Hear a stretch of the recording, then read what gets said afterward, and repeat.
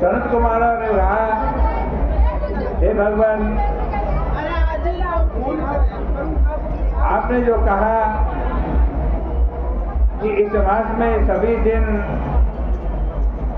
और सभी तिथियां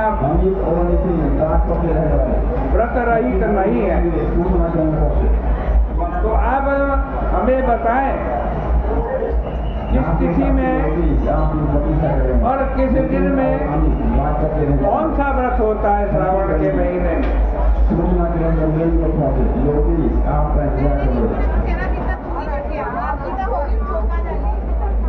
उनकी विधि क्या है,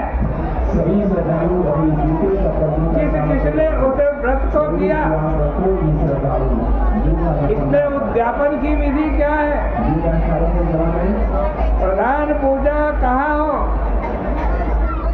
और जागरण करने की क्या विधि है, इसका देवता कौन है और देवता की पूजा कहाँ होनी चाहिए, पूजन की सामग्री क्या क्या होनी चाहिए और किस व्रत का कौन सा समय होना चाहिए।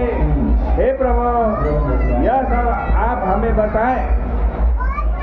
यह मास आपको इतना प्रिय क्यों है, किस कारण से यह पवित्र है, इस मास में भगवान का कौन सा अवतार हुआ, ये श्रेष्ठ कैसा हुआ और इस मास में कौन कौन धर्म अनुष्ठान करने योग्य है। हे प्रभु, यह सब बताएं। आपके समक्ष मुझ अज्ञानी का प्रश्न करने में कितना ज्ञान हो सकता है, अतः आप संपूर्ण रूप से बताएं। हे कृपालो, मेरे पूछने से जो छूट गया हो उसको भी बताए, उसे भी लोगों के उद्धार के लिए कृपा करके बताए। रविवार, सोमवार, मंगलवार, बुधवार, गुरुवार, शुक्रवार और शनिवार के दिन जो करना चाहिए, हे विभो, वह सब मुझे बताएं। आप सबके आदि में आविर्भूत हुए हैं, अतः आपको आदिदेव कहा गया है। जैसे एक की विधि बाधा से अन्य की विधि बाधा होती है, वैसे ही अन्य देवताओं के अल्प देवत्व के कारण आपको महादेव कहा गया है। तीनों देवताओं के निवास स्थान पीपल का जो वृक्ष है, उसमें भी हे भोलेनाथ आपकी सबसे ऊपर स्थिति है। कल्याण रूप होने के कारण आप शिव हैं और पाप समूह को हरने के कारण आप हर हैं। आपके आदिदेव होने में आपका जो ये शुक्ल रंग है, सफेद रंग है, प्रमाण है, क्योंकि प्रकृति में शुक्ल वर्ण ही प्रधान है, अन्य वर्ण विकृत है। आप कर्पूर के समान गौर वर्ण के हैं, अतः आप आदिदेव हैं प्रभु।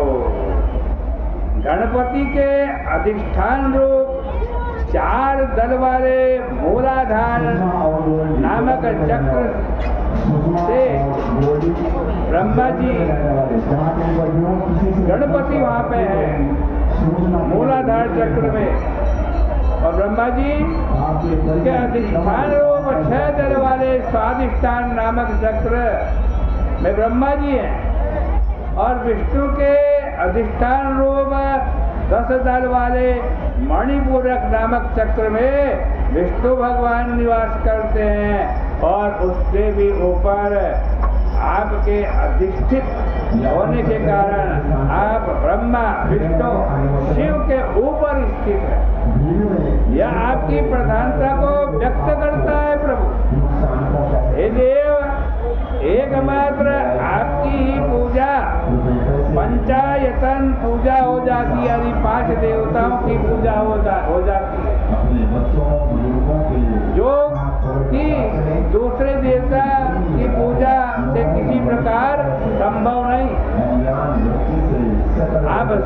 शिव है, आपकी बाई जंघा पर शक्ति स्वरूप दुर्गा, दाहिनी जंघा पर गणपति, आपके नेत्र में सूर्य तथा हृदय में भक्तराज भगवान श्री हरि विराजमान रहते हैं।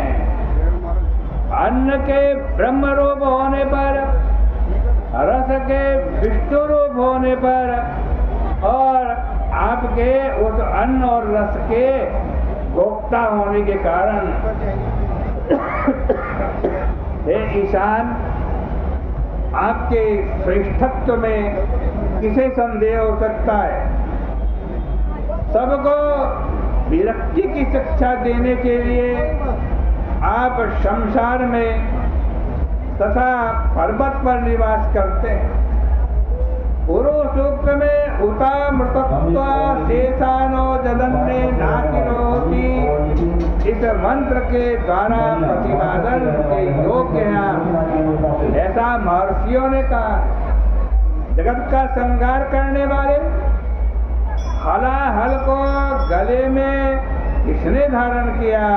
महाप्रलय की कालाग्नि को आपने मस्तक पर धारण किया, ऐसा कौन समर्थ है?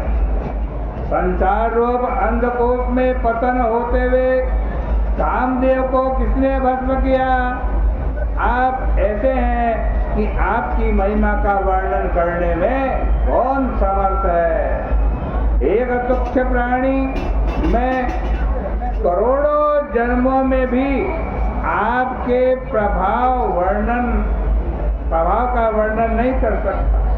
अतः आप मेरे ऊपर कृपा करके मेरे प्रश्नों का उत्तर दीजिए। इस प्रकार से श्री स्कंद पुराणे ईश्वर सनत कुमार संवादे श्रावण मास मार्ग में प्रथमोध्याय, ये पहले अध्याय की कथा, इसके पुण्य को भगवान शंकर भोलेनाथ के चरणों में अर्पित करते हैं।